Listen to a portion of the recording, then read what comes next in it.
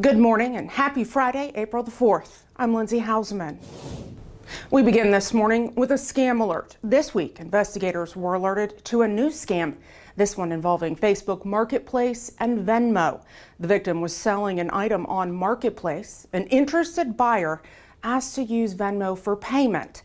The seller then got an email claiming to be from Venmo. It stated the buyer, who attempted to send a payment, did so from a business account. Since the seller had a personal account, they needed to call a number that was then provided to them. You're looking at that email right here.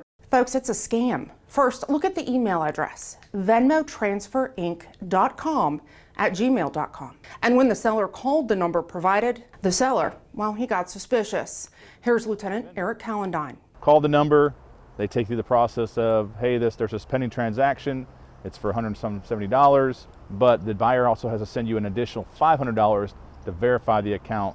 And once you get that money in, you're supposed to refund it back to the buyer. This is a scam. This is not something that Venmo does. Luckily enough, our victim did not accept all that money and then try to refund money. He would have been out money that way if he had done that. So we urge people to be cautious of these Venmo, Facebook Marketplace type purchases.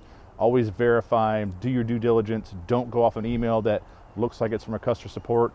Go through the regular channels. If you're going to use Venmo, go through their customer support, through their chat bot, or through call the phone number itself through Venmo. Verify the purchase because these scams are becoming more prevalent these days. Want to learn more about the latest scams and then how to protect yourself? Well, Lieutenant Calendine regularly shares fraud prevention tips to groups and organizations across Beaufort County. This is video from his presentation earlier this week at the Computer Club of Hilton Head.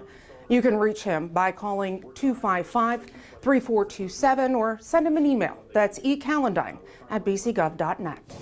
44-year-old Brett Saunders was taken into custody late Wednesday night. He had a warrant for his arrest. The charge? Peeping Tom.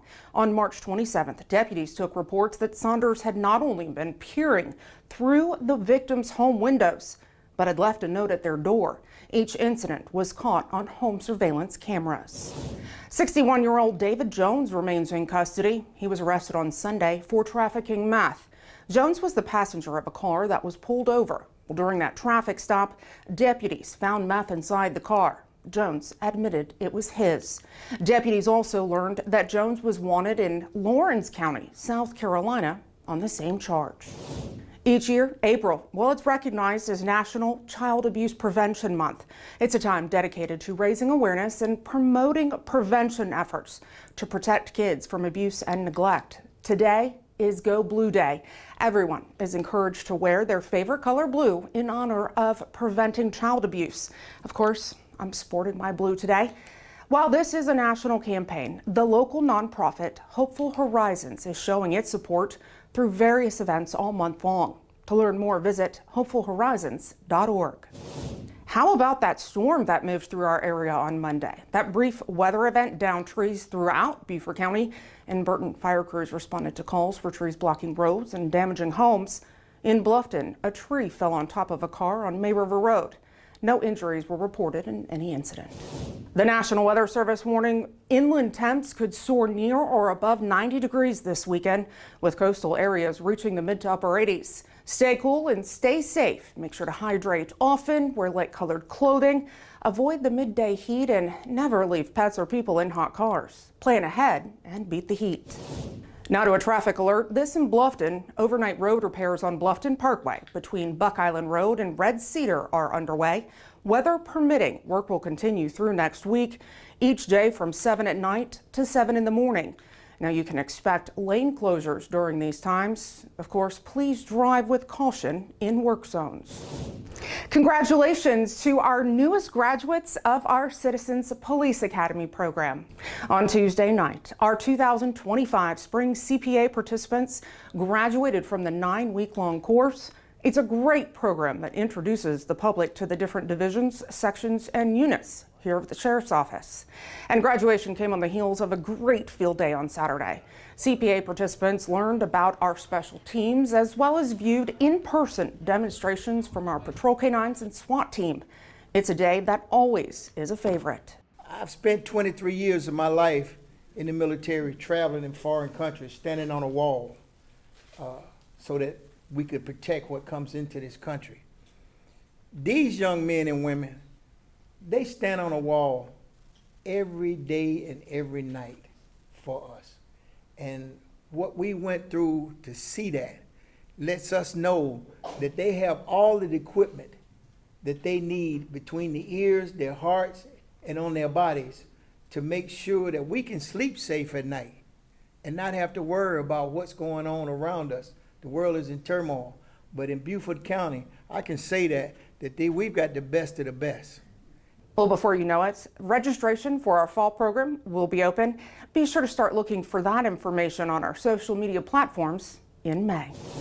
Our Community Emergency Response Team, also known as CERT Basic Training, is open for registration. This free program equips residents with essential disaster response skills to assist their families and neighbors in emergencies. The course is taught in 4 class sessions plus a final Saturday exercise. It starts on April the 22nd. To learn more and register, head to our website, bcso.net, and then click on the Resources tab.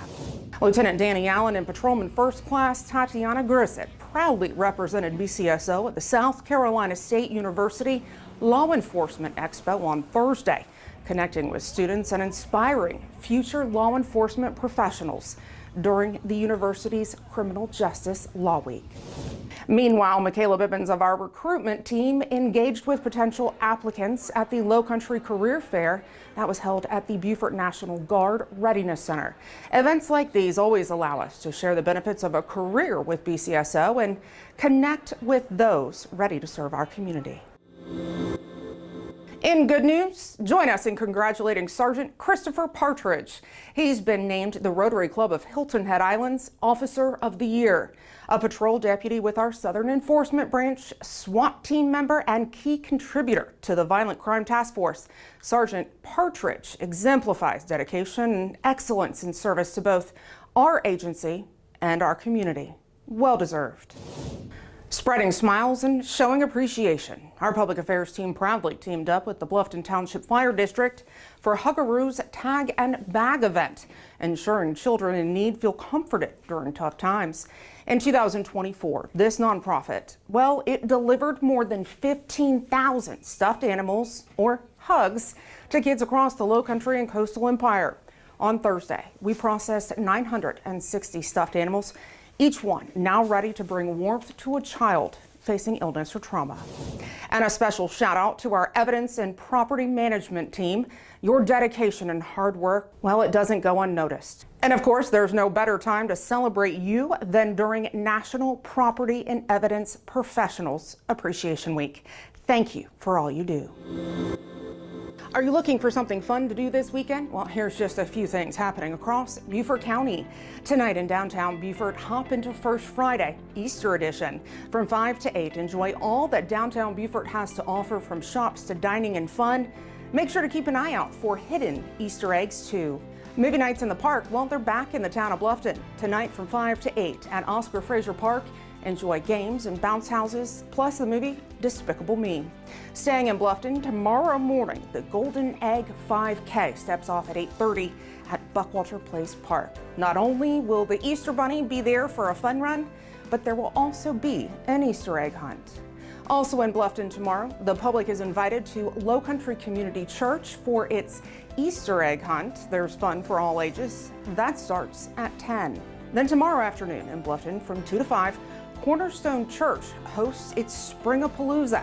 This event is free and open to the public. There will be food and fun, plus thousands of eggs will rain down from a helicopter for a new spin on that traditional egg hunt. Wrapping up events south of the Broad on Saturday, the Branches Spring Bloomin' Bazaar. That is from 10 to 2 on Hilton Head. Shop small with special crafters, artists, and more during this special Spring Outdoor Market.